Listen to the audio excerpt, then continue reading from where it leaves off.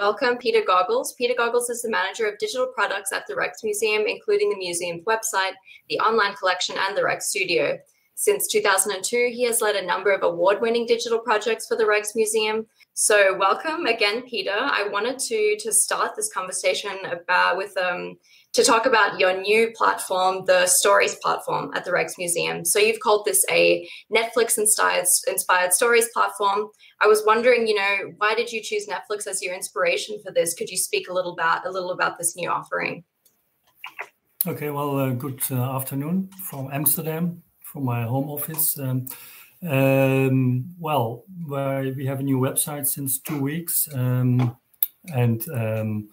we had already Rjks Studio. I don't know if a lot of people know it. That's our collection where we stimulate people to reuse the collection. And we also have a new strategy, and we call it collection, connection, conversion. So for us, conversion has become very important in the last years to get more visitors, to earn also money with that. We have the collection with Rjks Studio, but we missed a certain way to connect to the people in another way, because our Rjks Studio is a very fixed concept, like a Pinterest style concept. And we missed something to tell stories. We did it already on social media, of course, but on the website we didn't have such a thing. So we came up with a concept, connect to the Rjksmusem with stories. And we thought, what is the best way to tell stories? What is the most successful digital thing in the world to tell stories nowadays? We think that is Netflix in a way. And the nice thing is that they have series. It's a lot of series with episodes. And it's very nice. You can binge watch them. You can pick an episode and watch another episode a week later. So the whole concept of series and episodes that really appealed to us. So we went on that bandwagon, and we decided to make a little Netflix kind of platform, and we call it Rjksmusem Stories. Fantastic. Yeah, it's really interesting the way that this platform also plays with digital time and the different ways that we engage with stories and content. I have a kind of follow-up question for this. What were some of the challenges that you faced when you were developing this new offering? So, is it actually difficult sometimes to translate a popular digital model like Netflix for the museum context? What did you take from Netflix? So the episodes and stories, but what did you have to leave out? Are there any sort of challenges that you faced in this project? I'd be keen to know. Yeah. Well, it would be a little bit arrogant to think that we as a museum could be the next Netflix, of course. So, but we're trying to use, concepts, successful design concepts, digital user trends that we see. And we copy them in that way. But what we added for the Rjksmusem is more formats, not only video. On Netflix you only have video, but we use also other interactive formats like you can zoom in, for example, and with hotspots tell little stories about details. We have what we call video tours, interactive video tours about an artwork, and you can stop it and explore it yourself. We have podcasts, so we have like articles also. You can start your own blog as a curator now on our website. So we have a lot of different formats or templates to make it more usable in the museum context. Fantastic. So it's really a multimedia offering in that sense. That's very interesting. So you also mentioned the Rjks Studio, and I think that's actually very well known for our audience. It really represented, I think, a paradigm shift in the way that we think about online collections and really embrace an open access strategy. So since this has actually started way back in 2013, and now, online communities for museums are incredibly important, as we've seen as we kind of tackle the pandemic. I wonder if you could kind of tell us a little about the evolution of the Rjks Studio and in particular its online community. So, who are the users and the visitors of the Rjks studio? Where do they come from? How old are they? And also, you know, how is this community changing? Is it evolving over time? Yeah, well, we are in an interesting point because we have the new stories platform. So we're gonna Rjks Studio. We didn't do anything at this moment, so we're gonna think about what to do next with it. So that's an interesting question also for us. Yeah, I think we were one of the first museums in the world to open up the collection. The former speaker was also speaking about this kind of things. Yeah, and we designed the Rjks Studio platform. In the beginning, it was like collection and Rjks Studio. It was a little bit both of it. And then we did a redesign 4 years ago, and we made it even simpler. You only have a timeline, you have sets, user sets, and also Rjksmusem sets where we can also tell stories. And you can search in it. So it's very simple. Yeah, similar like Pinterest. And well, we focus on the what we call the culture snacker, so people that are not really maybe art lovers, but just people who like cultural things online, looking for nice pictures of cats or whatever they want to make. Yeah, so that is our main goal. So with that, we opened up also the Rjksmusem's website for not only for art lovers, but for a much broader audience.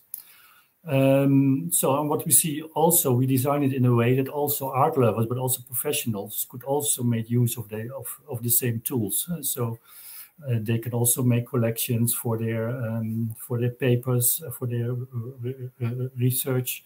Yeah, the audience is very diverse, and what we see, to be honest, is that well, people, they come to Rjks Studio and to do things there for maybe 1 week or 3 weeks when they're doing some kind of project, and then they leave again. So it's not like really Pinterest or like Instagram, so that people are every day on our platform and doing stuff there. So what we see is a lot of people, they're just looking for some things. They heard about our website, our platform, Rjks Studio. They come to our website and then they do their things, and then they go away again. So yeah, if you talk about online community, well, there are a lot of online communities. And what is an online community? Is a newspaper an online community? I don't know. Maybe an online community is only when people really have contact with each other. And the Rjks Studio platform, it's more that you do your own thing. You can also use other sets that people make and their selections and the text they write with their sets, but they don't really have contact there. So yeah, so it's I think it's very hard to make like a real community on a website, on a museum website. I don't know any good example, to be honest.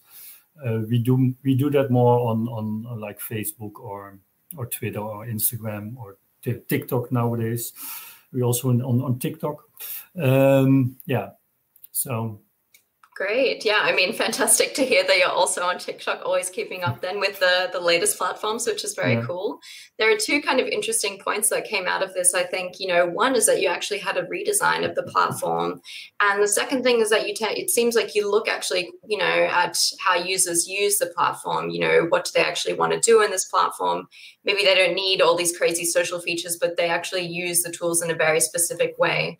And this brings me to another important question, which is how can you make sure that your digital products are actually sustainable over time, so that you don't just, you know, launch some fancy product, but then, you know, maybe in 2 years it's not really working so well anymore. Yeah. What are the kind of the tools and strategies that you use to make sure that it's not just new ideas, but also continually improving? Well, we really believe in design-driven innovation. So we think if you like have a very good design that that is not like fancy, but really works, and that's why we also look a lot at the digital user trends. So that was because Pinterest was so important for us, because Pinterest proved that it was a very good way to bookmark in a visual way pages. That's really what it is.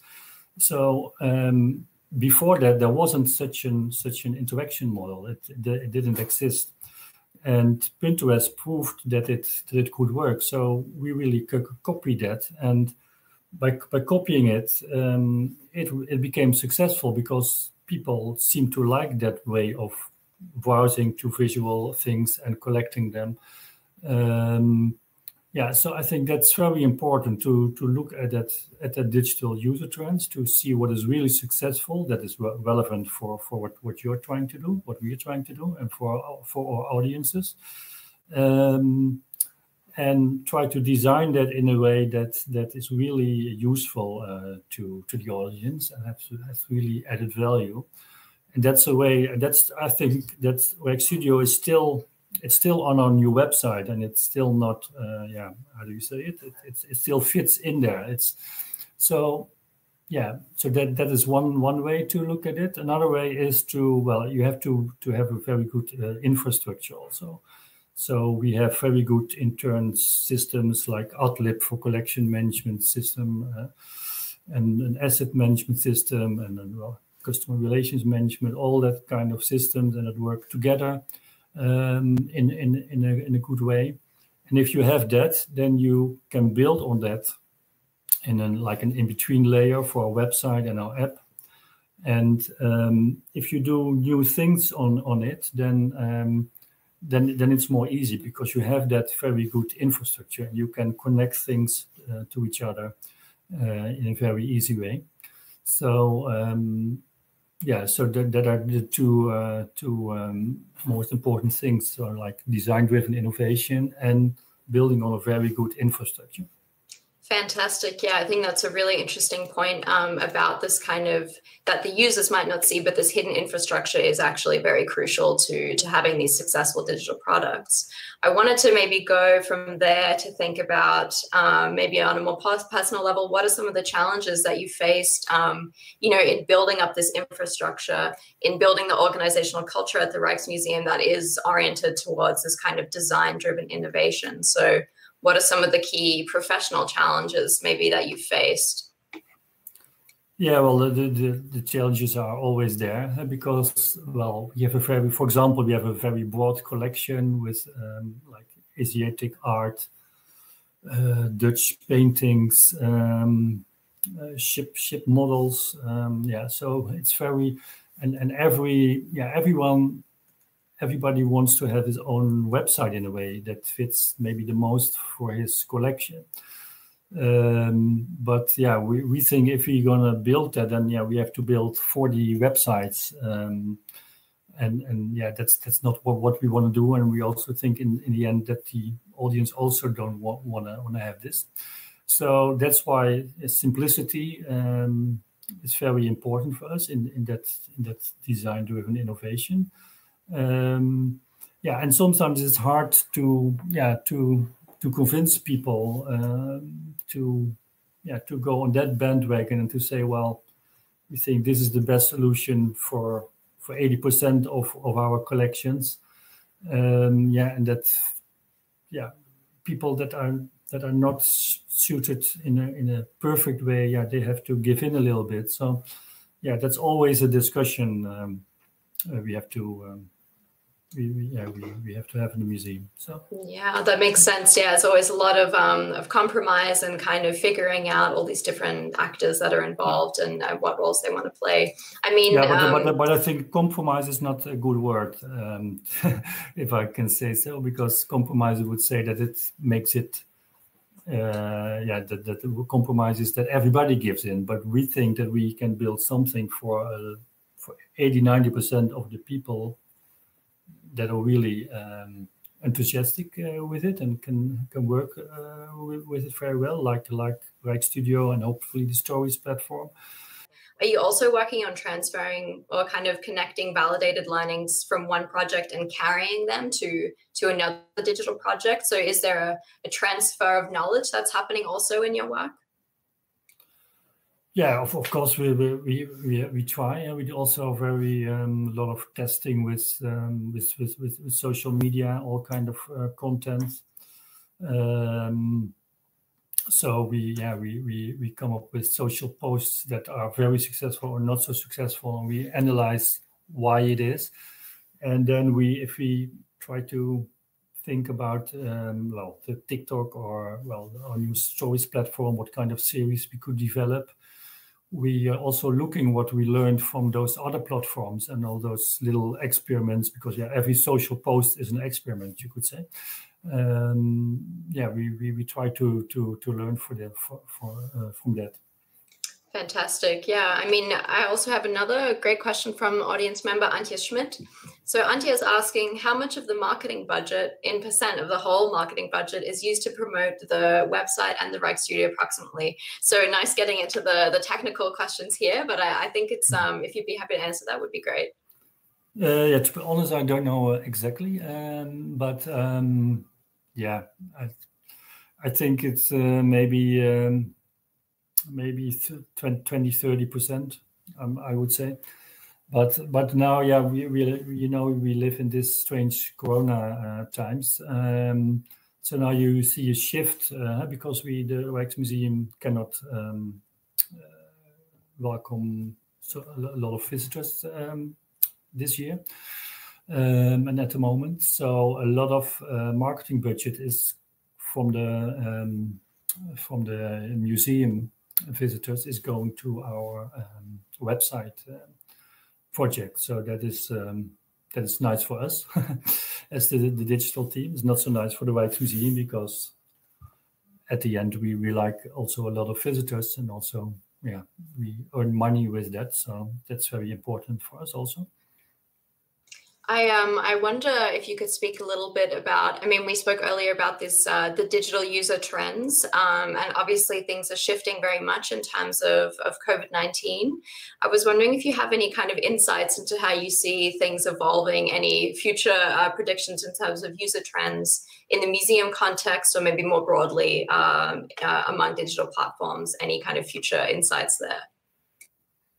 Yeah, well, you can read a lot about it. That the digital transformation of companies and institutions, also like the Rjksmusem, has really accelerated the last 8 months, 10 months. So you see my colleags from the events department, for example, they organize 200-300 events every year. And they're now organizing digital events on a weekly or daily basis. So you see, in a pressure cooker now, a lot of colleagues of mine are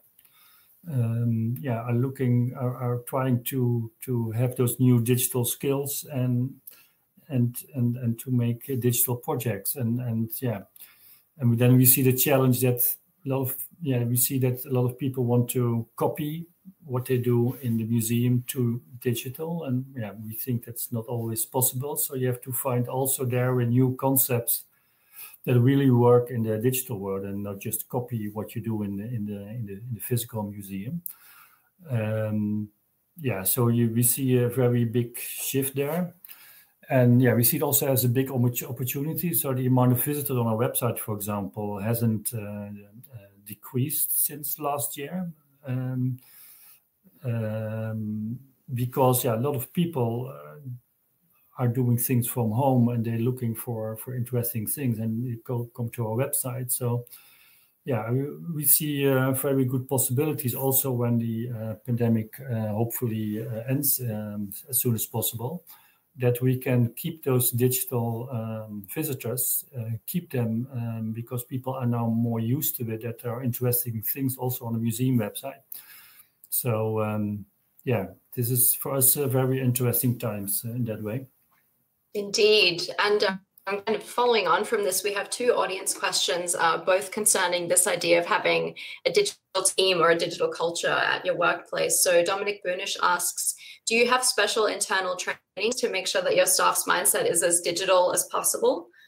We also have another question from Matthias Schönebeimer, who asks if you could talk a bit about how your digital team is specifically composed and what are some of the expert knowledges that you're able to generate from that team. So maybe what disciplines are involved at the Rjksmusem. So one question on training and another question on what type of expert that you have.